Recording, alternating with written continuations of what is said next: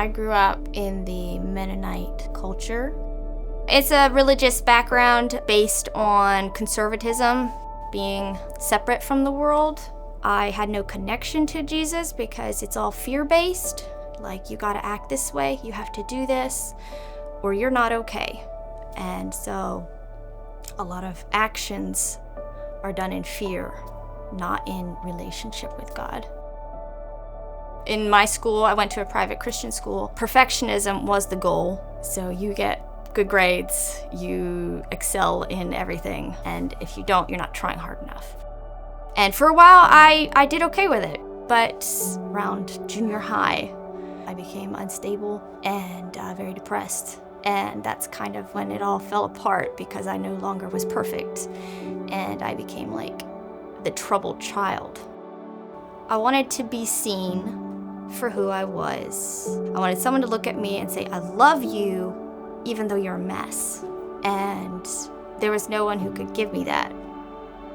I was on antidepressant medication, anti-anxiety medication, which was kind of taboo in the Mennonite world. You don't take medication. And at one point, I'm like, these things don't do any good. So one day I decided I'm just gonna take a couple more. And I did, and it was amazing. So I kept doing it. That lasted for a while until that wasn't really working. So I started looking for other things, and all it did was lead to a lot of addictions and a lot more shame because I knew it was wrong. But I was so desperate that that kind of outweighed anything. Around the time I met my husband, looking back, he quickly became the person who was supposed to fix me.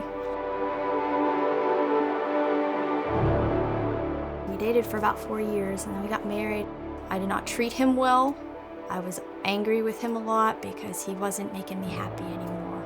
And after a while, he looked at me one night and he's like, I don't think I can do this anymore.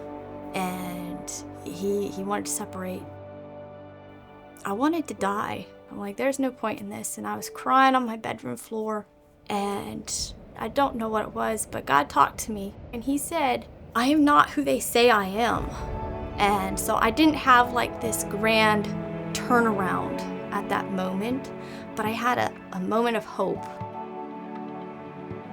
I'm like, okay, so who is God? I had stopped reading my Bible a long time ago. It never reached a tangible part of my heart where it actually made a difference. There was no connection, there was no relationship, and so I stopped reading my Bible, but I started again. And what I found was life-changing. God would tell me something I believed, and he would give me truth in its place, and it changed everything. And my husband saw it. After a while, he's like, something's happening in you, and if this is real, then I'm coming back. Shortly after that, I got pregnant with my first son. People was something that I avoided at all costs because it was messy and no one understood me. But I had broken free of all that, and so I started crying out to God to bring me people that I could connect with and grow with. Through that, my husband and I felt called to move. And at first that was like terrifying. I'm like, what is this? But we listened, and then God brought us here. We just stopped here at the lake, and my husband met some people, and they loved us. They're like, oh, you need to stay. And then I started looking for, friends for a church maybe even. I Googled churches, local churches, and Seacoast Manning popped up. And I'm like, this kind of looks okay. So you check it out. From the moment we walked in, we were so loved.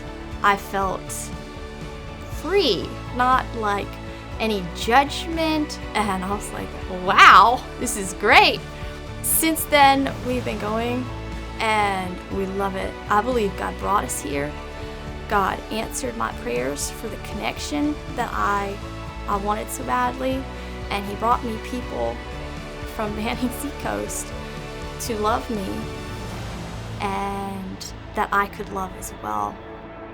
The most beautiful part of my story is that there are so many things I can empathize with and I can walk with someone through because I've been there And God has healed me, and God can bring beauty from the ashes, and how I can now help someone in those positions.